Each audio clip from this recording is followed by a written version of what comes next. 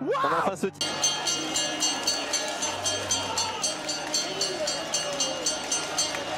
C'est pour la victoire d'étape là, messieurs. Ah, bon, ça y est, il craque. C'est dur pour allez, Warren, on accélère. 1 kilomètre de l'arrivée, Warren, il faut tout donner maintenant. Allez, bonhomme, allez, jusqu'au bout, Warren, pour la victoire d'étape. La résurrection de Warren Barguil, il s'impose au sommet de l'Izoard. Luc Leblanc, le Français, est champion du monde. Et l'attaque dont on avait rêvé, Julien Lafilippe. Il y a les grosses cuisses aujourd'hui, on va à Feur, on va à Misario au Grand Prix du canton de Feur. C'est ta première course toi? Première course pour Paul. On va tout découvrir, hein, ça va être cool. Donc je crois que ça va envoyer sévère. Hein, Ouais, ça a l'air tout plat, 90 km, 2h30, 2h. Ouais, 2 heures je pense. Hein. Ouais, 2 heures je pense. Voilà, pas mal de relances, on y va pour s'entraîner. Ouais, la musique, se placer dans le peloton. Et bon, moi si je peux sortir, je pense que je vais essayer, mais bon, faut être bien placé. Ah, les gars, on vient d'arriver. On a fait un tour de circuit du coup en voiture pour repérer. Il est comment le circuit? Bah ça va, il est étroit quoi. Hein. 150. On est 150 et je pense qu'il y a les trois, même la moitié du circuit où ça passe à 3-4 de front. Ouais. Ça va être serré. Et des relances, enfin c'est un carré quoi, un rectangle, des gros angles droits quoi. Donc là, qu'est-ce qu'on va faire gros? On va sortir les vélos. On va sortir les biclous. Et puis on va monter tout ça, on va s'habiller, puis on va aller manger. Ah non, ça c'est après la course. Never had a lot of shit come easy. Had to work hard, struggle just to be me. Had to rise up just so they could see me. Did what I had to do just to feed me. And what was left over I put towards my dreaming. But the only thing in life that has meaning are the things you gotta work for, believe me. On se retrouve donc pour commenter cette course qui franchement s'est passée de manière très bizarre, j'ai jamais vu ça. Ça commence d'entrée, regardez, le départ est lancé et ce coureur devant moi qui arrive pas à clipser correctement. Du coup bah j'étais plutôt bien positionné sur la ligne, mais j'ai perdu directement toutes mes places les gars, toutes mes places. Regardez, je me fais doubler par tout le monde. Le départ déjà, ça allait annoncer la catastrophe qu'allait être cette course, franchement j'ai pas eu de chance.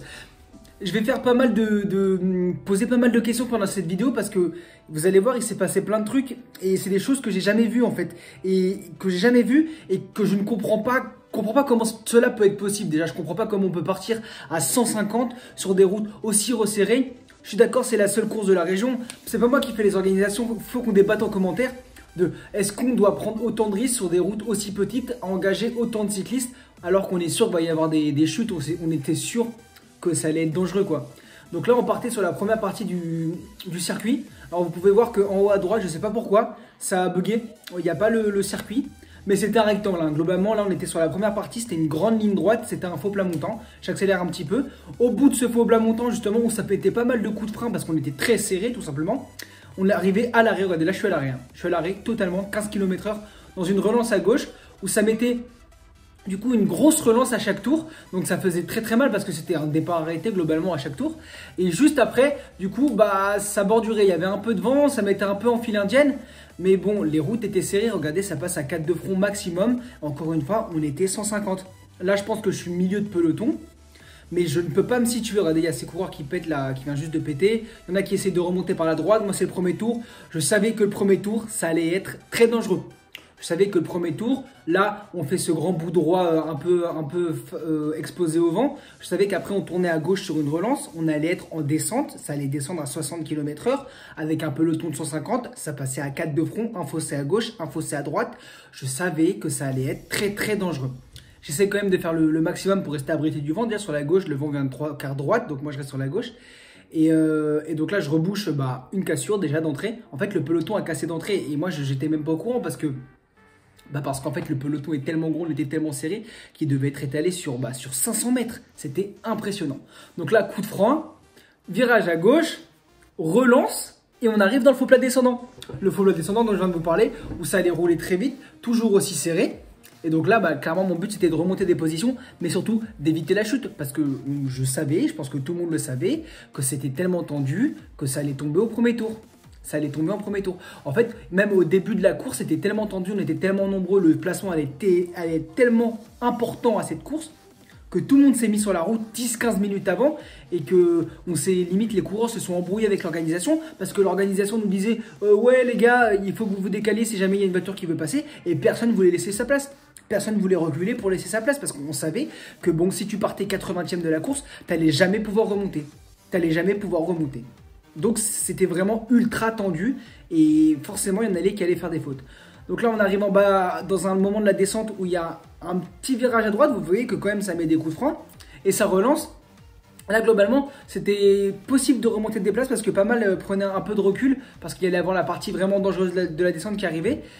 Et donc les coureurs avaient tendance à se séparer et un coureur vraiment très à l'aise techniquement pouvait simplement remonter le peloton. Mais le peloton était encore une fois très tendu, tout le monde avait peur et ça se voyait. Donc on continuait tranquillement dans cette descente, là on se laisse glisser, je mets pas un coup de pédale, on est à 60 km/h. Et là on arrive sur une partie de la descente, on va traverser une départementale, ce qui fait que y a une route plate qui traverse la descente. Je ne sais pas comment vous expliquer. Mais vous allez voir que ça va être fatal à un coureur. En fait, il y a du plat, une grande descente, ce qui fait que ça va raplatir la descente et qu'on va redescendre ensuite derrière, ce qui va être violent pour les vélos. Et là, devant moi, je ne sais pas si vous l'avez vu, il y a un vélo qui vole. Il y a un vélo qui vole et il y a ce coureur de Saint-Etienne qui reste bloqué au sol et qui a fait un vol plané, quoi. Il a été expulsé dans les airs, c'était très violent à voir de loin. Et donc là, ça a calmé tout le monde, quoi. On savait que ça allait être une chute dangereuse et vous allez voir que ça n'a pas manqué. Restez bien jusqu'au bout pour voir ce qui s'est passé. Moi, je vous dis que j'ai jamais vu ça. Donc directement, forcément, je prends un écart dans la descente. Et là, je ne savais pas si j'étais bien placé ou pas, honnêtement. Je devais être dans les 70e positions, je suis milieu de peloton. Et je ne sais pas si je suis bien placé ou pas, mais en tout cas, je me retrouve dans la roue de ce dossard, ce numéro 59, ce maillot de Corba. Je ne sais pas si vous reconnaissez. C'est le poteau Lori, c'est l'Origiano. Et du coup, je me dis, là, je suis bien placé dans la roue. Je suis peut-être pas bien placé dans la roue de l'Origiano. Mais si je reste dans sa roue, je sais qu'il va faire tous les efforts pour se replacer. Et du coup, il a pas plus d'expérience que moi, mais il sent plus le peloton que moi. Je vais voir comment il fait pour remonter. Donc tous les efforts qu'il va faire pour remonter, je vais les faire. Et là, globalement, regardez, il se met à droite de la route, il appuie, il serre un peu sur la droite, il pousse un peu même son collègue, et il se démène pour remonter le peloton. Et je me dis, d'accord, moi je vais faire les mêmes efforts que lui. Même si c'est un gros effort, il faut à tout prix essayer de remonter à l'avant, parce que sinon je vais vivre une course en plein milieu de peloton. À ce moment-là, moi je ne le savais pas, mais encore une fois, le peloton était déjà cassé en deux. En fait, ça a cassé dès le départ. Là, dans cette montée, ça casse. Et donc là, je sais que c'est la partie où on va être plus à l'aise. On a le même gabarit avec Lori. Et du coup, on remonte des places assez facilement dans cette montée. Honnêtement, j'étais facile dans la montée. C'était pas un effort ultra important pour moi, mais je remontais des places. Et surtout, j'avais dans ma tête de ne pas lâcher la roue de ce numéro 59 orange du club de Corba, l'Origiano. Je vois qu'il fait l'effort, je fais l'effort. Et vous allez voir que, regardez tous les moments où tout le monde se repose, où tout le monde pète, lui il se met à droite de la route, là où il est exposé au vent, là où il n'a plus l'aspiration, et il fait l'effort, et il remonte. Et moi, il y a toujours moi dans sa roue. Et c'est dur, regardez mon cœur, je suis à 193 pulsations, je suis à bloc. Clairement, dans ma tête, et je pense que dans sa tête c'est pareil, c'est l'effort du début de course. Ça veut dire qu'il y en a qui se battent pour aller en échapper, nous on va se battre pour essayer de remonter à l'avant du peloton. Peut-être que vu le nombre qu'on est et la place qui est sur la route, ça allait sûrement nous prendre la moitié de la course, donc 9 tours sur 18 sûrement. Mais il fallait le faire, il fallait faire cet effort parce que sinon on allait subir la course encore une fois. Et j'ai pas envie de subir la course, je m'entraîne pour ne pas subir la course. Et c'est vrai que c'est un peu démotivant d'arriver dans des pelotons comme ça où en fait, regardez, vous voyez bien devant vous, là il y a la place de passer nulle part et à gauche et à droite c'est du fossé. Et il y a 4 coureurs de front et c'est impossible de remonter, on est obligé de patienter. Et en plus de ça, ça roulait bizarrement vu qu'on était très nombreux, c'était très étendu. Il y avait plein de coups de frein, des petits coups de frein tout le temps. Vous allez voir, à chaque fois, ça fait l'élastique le peloton. Il s'étire, il se ramène, il s'étire, il se ramène. Et c'est juste, regardez là, coup de frein, c'est insupportable. C'est insupportable. Parce que déjà, c'est dangereux. J'ai rayé sur mon marron carbone. Parce que du coup, il y a forcément des moments où tu touches les mecs devant toi et tout. Parce que tu peux pas anticiper le coup de frein. Et honnêtement, c'était pas une course très agréable. Et de toute façon, il s'est passé des trucs qui fait que la course a été...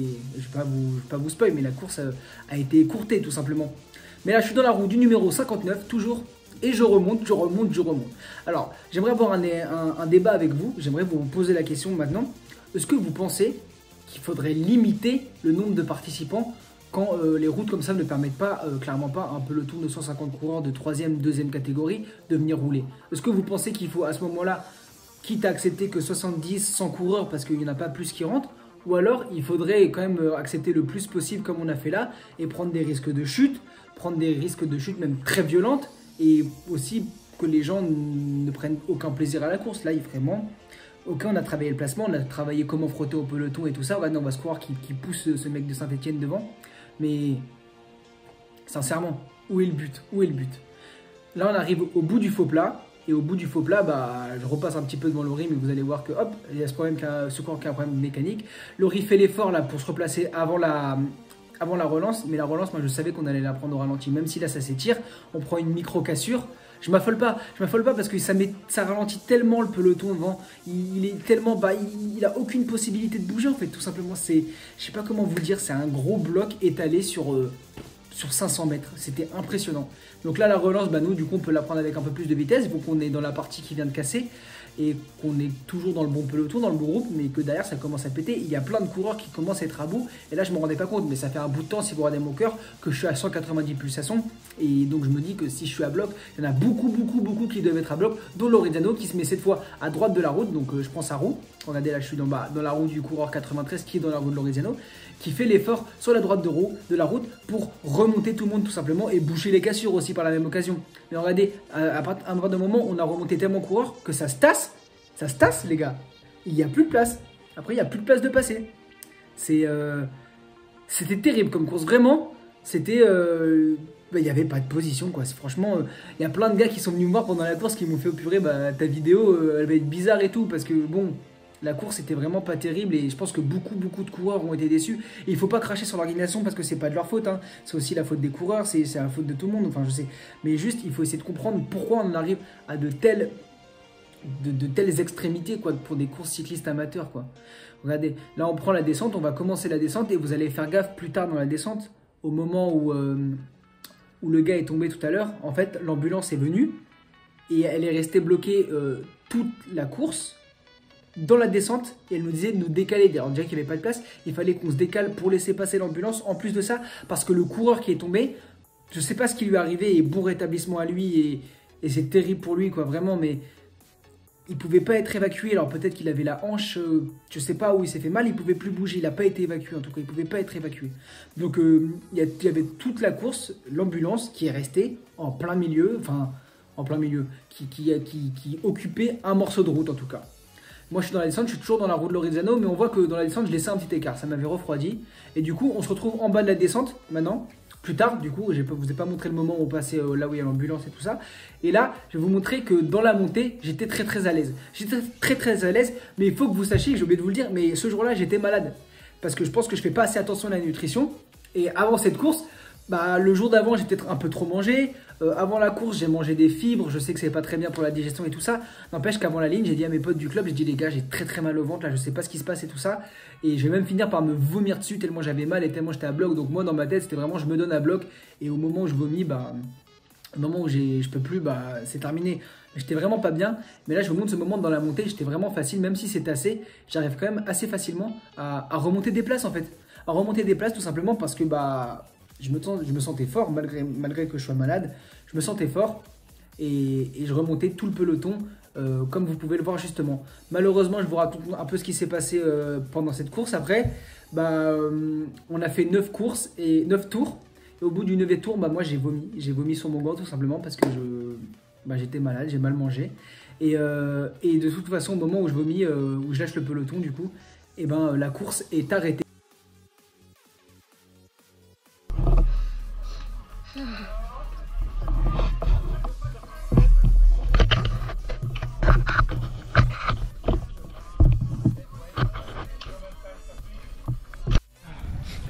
Oh les gars, c'est la première fois que je vois ça dans une course de vélo.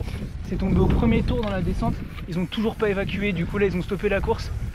On est à mi-course, ils ont stoppé la course et depuis le départ ils sont dans la descente. Genre Noah il a crevé dès le premier tour.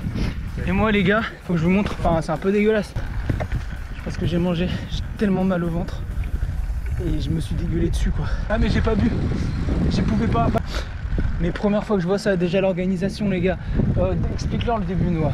Bah en mode, ils voulaient faire passer les voitures alors qu'on était tous sur la ligne. Et sauf que 150 mecs, on veut tous être placés vu la taille de la route. Du coup ils nous laissaient pas partir quoi. Voilà, et du coup on a attendu un quart d'heure. Du coup ils nous ont dit on fait un appel, on n'a pas fait d'appel. Du coup on a menacé. Enfin, ils nous ont dit on annule la course, hein, c'était bizarre. Franchement c'était bizarre. Donc dans un premier temps ils ont décidé d'arrêter la course et de prendre les numéros pour savoir les dossards chacun, pour savoir quel coureur était à quelle place, parce qu'ils vous comptaient nous faire repartir le temps d'évacuer du coup ce coureur qui a été coincé quand même pendant 9 tours, hein, je vous rappelle, dans la descente. Mais sauf que finalement, ils ont dit qu'ils arrêtaient la course. Enfin, l'organisation était perdue, un peu comme nous les coureurs. Au final, la course a été complètement annulée, on n'est jamais reparti. Et c'est terrible, je trouve, d'en arriver à de telles extrémités pour une course de vélo.